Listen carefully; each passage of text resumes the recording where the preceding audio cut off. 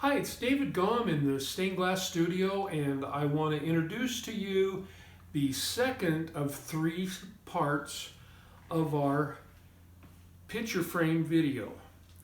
And on this one, we're going to talk about soldering. And the most important part of it is on the second side of the panel. We do things a little differently than we do normally when you're doing a picture frame. And so that'll be what'll be important for you to learn. So stick with us and we'll see get some good instruction here. All right, I'll talk to you at the end of it. Okay, now Jeannie's got all this foiled, so we're ready to solder. Now I've already got my soldering iron heated up, but you'll notice that the tip is kind of grungy. So what we do in our studio is we put a little bit of water onto a sponge, rub the tip across the sponge, and look at that, it just cleans it up very nicely. Now another thing you can do is use a Salamanic block, and I've got one here, and I just rub it a little bit. You'll notice that it smokes like crazy. Now what the Salamanic block does is it lets your the tinning on the tip brings it to a nice bright coating. You don't need to use this very often, but it's a good idea to rub it just before you start and just when you're finished. Then I add a little bit of solder. Now the tip is ready to go. Now we're going to move on to the stained glass panel. You remember that we made the 2-inch pieces just slightly small. So all of the glass kind of rattles around just slightly inside of the frame. And that's exactly the way we wanted it because, you know, as we added copper foil, it made these pieces grow a little bit. Now, and so they wouldn't have fit had they not had that little extra gap. Now what we want to do is move each piece of glass so that it has the same amount of gap in between as all the other pieces. When we do that, then we'll be able to achieve a very good looking soldering bead, and everything will look uniform. And really that's what we look for when we're doing stained glass work. We look for things to be uniform. If we had a large gap or a small gap, it really doesn't matter as long as we have the same amount of gap. Now we've got pretty much the same amount. Now I'm going to start applying flux to each joint. I want you to notice that as I apply the flux, I kind of push towards my nails. I don't want to move my glass around, and all I'm doing is adding a slight amount, a small amount. Did you see that slip? I just want to add a small amount to each joint. Now I'm going to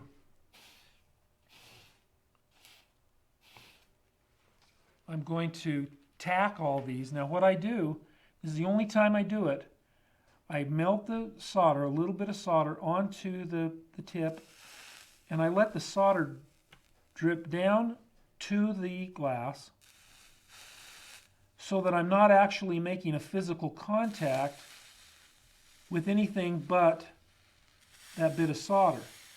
The reason I'm doing that is because I do not want to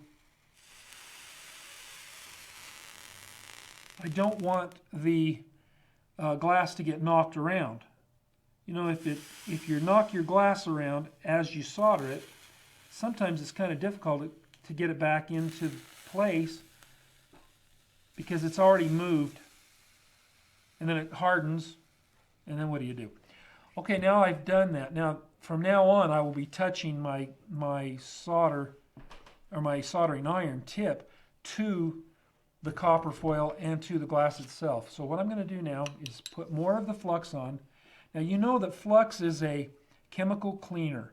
It's acidic in nature, and it kind of eats away a small layer, a very fine layer, and super cleans the copper, which gives it a place for the solder to stick. Now I'm going to just go right ahead. I add my solder to the top of the soldering iron and let it run down. Now you'll notice that now here's a place where the solder has shrunk, and I come back and I just touch it and pull up or pull aside, and it's still kind of ugly, so I'm going to put a little more flux on there to get it to flow better. You can just put flux directly over it, and see, now I'm getting a really nice, good looking bead. I'm going to stay away from that for a moment and finish up over here. You'll notice I'm staying away from the edge of the glass. The reason I'm staying away from the edge of the glass is that I want to be able to put metal around it later. And if I was too close to the edge, then I'd have to go and melt that solder out of the way. So it just saves me a step that would be needless.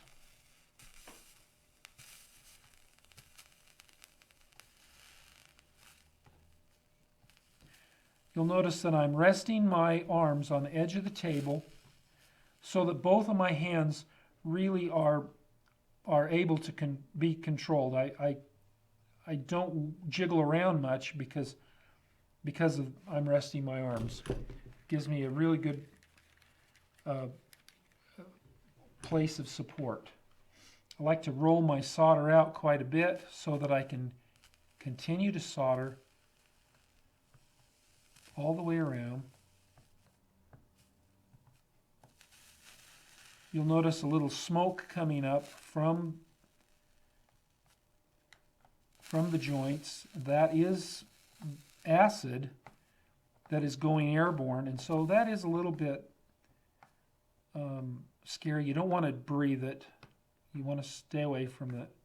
It's not good for you. It's not really harmful, but some of our students will wear respirators. There are fans that you can purchase for about $50, but we can't run one of those fans right now, otherwise you wouldn't be able to hear what I'm saying on the video.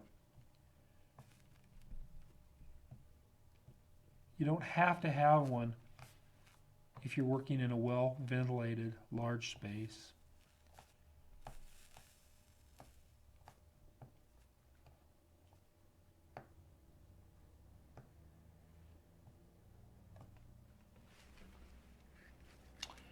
The lead itself does not go airborne. It has to be heated to a very, very high temperature in order to get it to vaporize. So you don't have to worry about breathing lead. You're not breathing lead. Now I need to add a little more flux, and this time I'm going to go ahead and cover the whole project.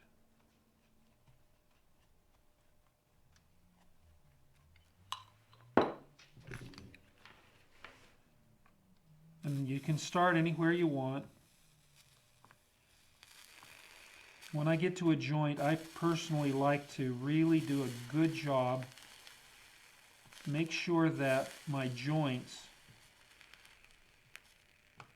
look really smooth. I don't care if I have a little line, right, like here's a little line. If I had that in the finished product when I'm done, I don't mind that. But I like these intersections to look very, very good because I think that adds a professional looking air to the project. Now you'll notice that I'm rounding up the lead so that it has a nice rounded look, and that I do that because for one thing, the solder wants to achieve a certain shape, and this is really the shape that the solder wants to go in because of gravity and of hydroscopic reasons. But on the back of this, when we solder it, we'll be trying to have a very flat joint. especially around this edge here, because we're going to want to apply another piece of metal later. And so we'll be looking for a different look on the back of the frame. Now you'll notice when this solidified, it left a little dimple, a little shrinkage place, and so I just go back over it. Do not be afraid. Your glass is not going to crack unless you really leave your soldering iron on it for a long, long time. And you don't want to add so much heat, especially if your glass is really cold. But we're working here in a nice workshop, and the temperature has been up to a nice temperature for quite a while. So, sometimes we'll come out to the shop and it's been 30 or even 30 degrees or thereabouts for the night, and so then we kind of worry that we might crack our glass, so we stay away from it. But usually you don't have to worry about it.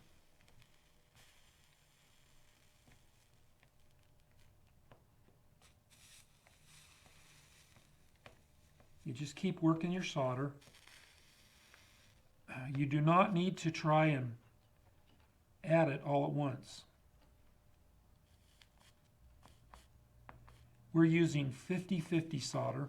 That's 50% tin and 50% lead. For some reason, there have been a couple of books written over the years that recommended that you use 60-40 blend for copper foil method and 50-50 blend for the lead cane method. And that's just fighting against yourself, because the 50-50 blend melts at a lower temperature than the 60-40 blend.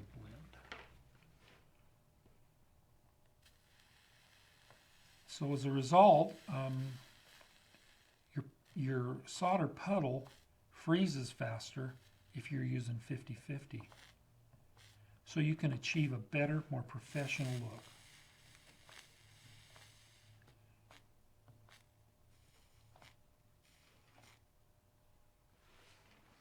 Okay, I like that. I think that's good. Now I wiggle my nails side to side to take them out. That way I don't put additional pressure on the glass.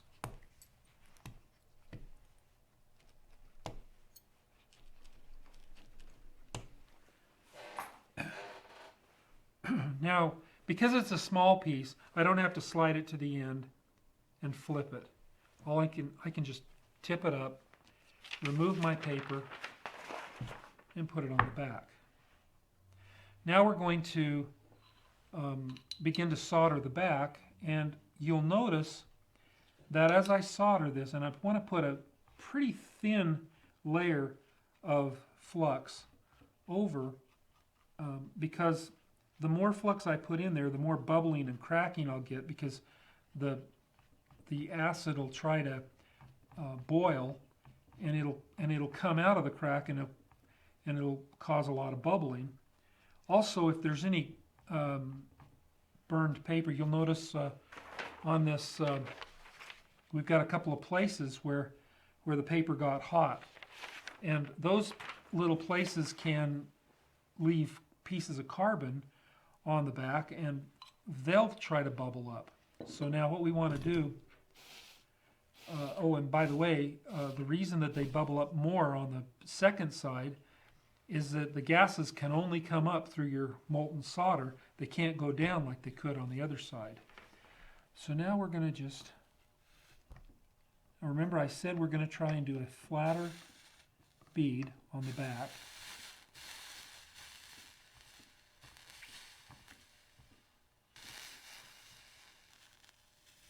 So I try to drag it out.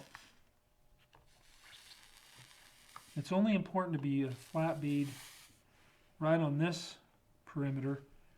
These joints that come in can be normal.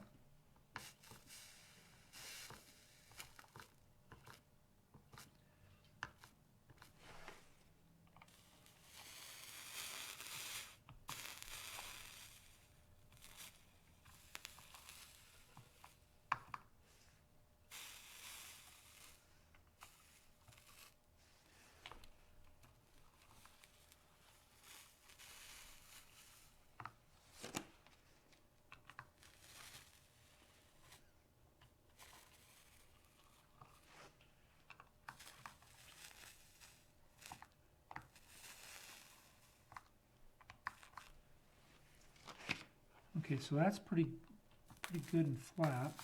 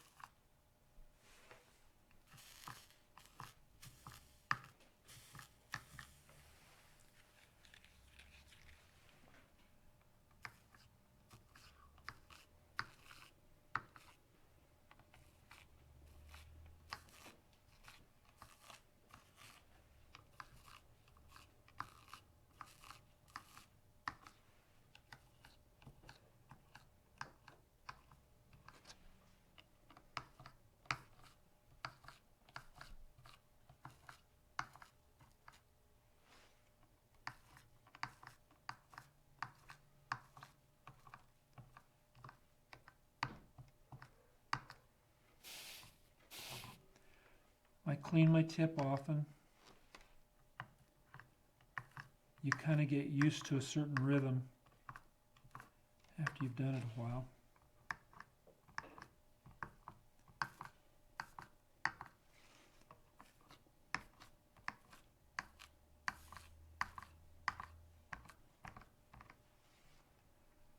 All right, now I want to show you something that might happen.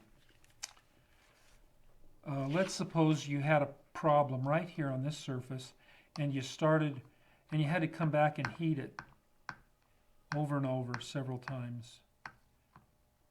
You may end up heating it so much, you see it started to go flat there, and the reason that went flat is because on the back side it started to leak through. It melted through all the way to the back. So before you fix that flat spot, you want to let some time pass, let it cool down. Otherwise, you'll just keep adding more and more and more molten solder, and it'll just keep running through. So now I'm going to fix it.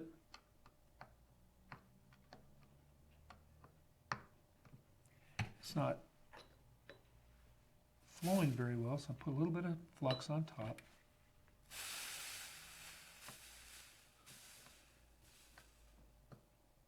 Okay, now I let it cool. You can see it cooling. Little tiny.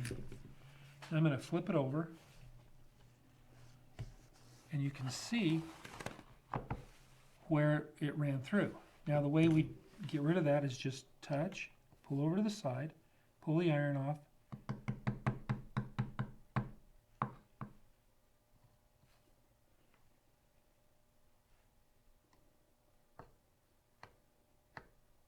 we just touch it and repair it. Looks pretty good. So now we'll go to the next step. The next thing we're going to do is put both the outside frame of metal on this piece of glass, and we're also going to put the U-shaped. Well, I hope that was an interesting bit of instruction. I think it was very well shot.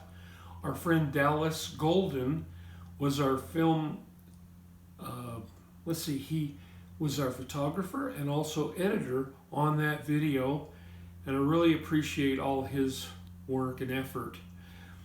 On the next one, we'll talk more about soldering metal, and that's critical to your success when making a picture frame. And I think these are going to be really fun for you to make. So we'll see you next time.